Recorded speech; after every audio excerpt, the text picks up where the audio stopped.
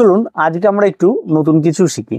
প্রথম কথা হচ্ছে আমরা প্রত্যেকেই গাঁদা গাছ ভীষণভাবে পছন্দ করি, সেটা রক্ত গাঁদা হোক বা ভোলা গাঁদা বা হাইব্রিড ইনকা হোক বা ইন্ডিকা। আমরা যে কোনো গাছকে ভীষণ রকমভাবে পছন্দ করি। যদি আপনি হাইব্রিড ইন্ডিকা বা আপনার ইনকা করতে চান তাহলে কিন্তু এটা কিন্তু উত্তম সময় নয়।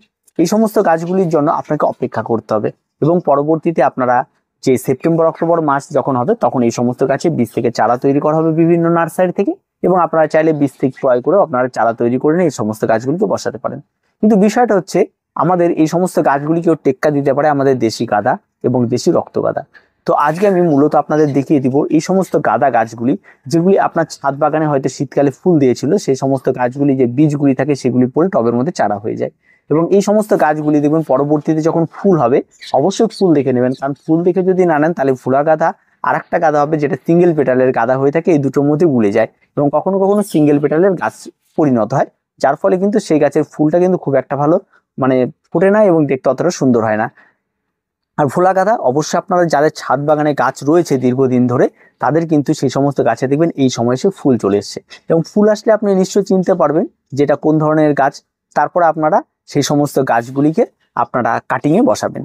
আরেকটি বিষয় রয়েছে আমার এখানটায়, যেটা আমি গত বছর লাগিয়েছিলাম দক্ষিণ ভারতের গাঁদা, যেটা রক্ত গাঁদার মতো ছোট ছোট, মাঝখানে হলুদ এবং চারদিক দিয়ে লাল, দেখতে অসম্ভব সুন্দর, সেটারও আমার গাছ থেকেই যায়। এবং এখন কিন্তু এই সময় আমাদের কিন্তু এই সমস্ত গাছগুলি থেকে চারা তৈরি করে আমাদের চারাগুলি বসানোর সময় হয়ে গেছে, কারণ এই সমস্ত গাছ বর্ষাকালটা নির্ভর করে না।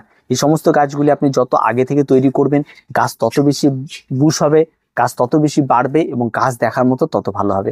তাই আর দেরি না করে এই সমস্ত গাছগুলি কাটিংগুলোকে আমরা কি করে সংগ্রহ করব এবং কি করে কাটিং বসাবো তার সমস্ত কিছু নিয়ে আজকে বিস্তারিত আলোচনা। তো পুরো ভিডিওটি স্ক্রিপ্ট না করে দেখতে থাকুন। সবার প্রথমে আপনাকে যেটি করতে হবে সেটা একটা কাটা নিয়ে এই সমস্ত গাছগুলি ডালগুলির কাছে যাবেন। যে সমস্ত ডালগুলিতে দেখবেন কড়ি আসেনি এবং ডালগুলি একদম ফ্রেশ রয়েছে, কোনো রকম রোগ পোকামাকড়ই, সেই সমস্ত ডালগুলিকে আপনাকে বেশি করে কেটে নিতে হবে। ঠিক যেটা আপনারা দেখতে পাচ্ছেন আমরা দক্ষিণ ভারতের গাঁদার ক্ষেত্রে সেটা কেটে নিলাম। একই রকম ভাবে আমার যে গাছটি দেখতে পাচ্ছি এই গাছটি ছোট সবে ফুল ফুটেছে গাঁদা, এবং এটা ভোলা গাঁদা, এটা বোঝা যাচ্ছে। তাই এই গাছ থেকে আমি বেশ কিছু ডাল আমরা একদম ফ্রেশ ডাল দেখে কেটে নিলাম। এবার কেটে নেওয়ার পর এই সমস্ত ডালগুলিকে রেখে দেবো। রেখে দিয়ে একটা পাত্রের মধ্যে আপনাদের বালি নিতে হবে। বালিটা আপনারা ছোট পাত্র নিতে পারেন, বড় পাত্র নিতে পারেন, যে কোনো পাত্রের মধ্যে নিতে পারেন।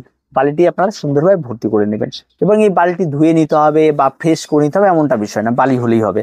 আপনারা যদি বালি না থাকে মাটিতেও আপনারা করতে পারবেন, কোনো রকম কোনো অসুবিধা নেই। তবে মাটির ক্ষেত্রে কি হয়, চ্যাপচ্যাপে ভাবটা বেশি থাকে, ফাঙ্গালের আক্রমণটা ঘটে বেশি, গোড়া পচে যাওয়ার প্রবণতাটা বেশি হয়, আর বালির ক্ষেত্রে এটা অনেকটা কম হয়।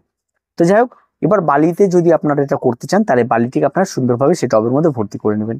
নেওয়ার পরে এবার আপনারা যে কাটিংগুলিকে কেটে নিয়ে আসেন ওই কাটিংগুলিকে একটা ব্লেড দিয়ে তার গোড়াটা সুন্দরভাবে সূক্ষ্ম করে ছেটে নেবেন। তার কারণ আপনি যখন কাটার দিয়ে কাটেন তখন তার গোড়াটা একটু থেতো হয়ে যায়, যার ফলে সেখান থেকে নতুন রুট না বেরিয়ে সেখান থেকে পচন ধরে যায়।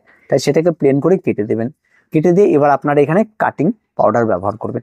কোনো রকম কোনো অ্যালোভেরা জেল বা বিভিন্ন ধরনের গাছে যে ট্রিক্স দেখা হয় এটা লাগানো যায় রুট, এই সমস্ত কোনো কিছুতে রুট বের হয় না, কিন্তু অ্যাকচুয়াল রুট বেরোনোর যেটা হরমোন সেটা আপনাকে লাগাতে হবে। এই সমস্ত ভুলভালে পা দেবেন না। এবং রুটিং হরমোন যেটা রয়েছে সেই রুটিং হরমোন এই গাছের গোড়াগুলিতে লাগিয়ে আপনার 5 মিনিটের মতো এটাকে রেখে দেবেন। এবার যে কোনো একটা কাঠি হোক বা যে কোনো কিছু হোক যেটাতে ছিদ্র করা যাবে, এই সমস্ত গাছের কাণ্ডগুলি খুব নরম, সরাসরি বাড়ির মধ্যে পুঁততে গেলে কিন্তু গোড়া ফেটে যাবে এবং পরবর্তী আপনি টের পাবেন না, এবং পরবর্তী সেখান থেকে গোড়া কিন্তু নষ্ট হয়ে কোনো রকম কোনো কিন্তু একটা গাছও কিন্তু কাটিংয়ে পরিণত হবে না। এবার আপনার বালির মধ্যে ফুটো ফুটো করে এই সমস্ত ডালগুলিকে আস্তে আস্তে আস্তে বসিয়ে দেবেন।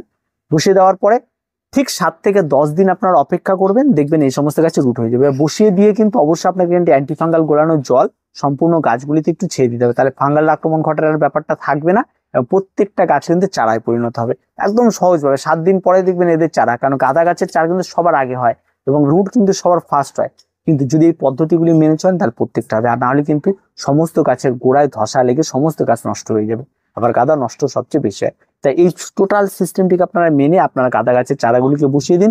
10টা বসালে 10টাতে 10টায় আপনারা সাকসেস হবেন, এবং পরবর্তীতে এই সমস্ত চারাগুলি উঠিয়ে কি করে তার মাটির মিশ্রণ রয়েছে তা বসাবো, তা আমি সমস্ত ভিডিও আপনাদের দিয়ে দেবো। আজকে এই পর্যন্ত। ভিডিওটি ভালো লাগলে অবশ্যই লাইক, শেয়ার এবং কমেন্ট করুন, আর চ্যানেলটিকে সাবস্ক্রাইব করে রাখুন।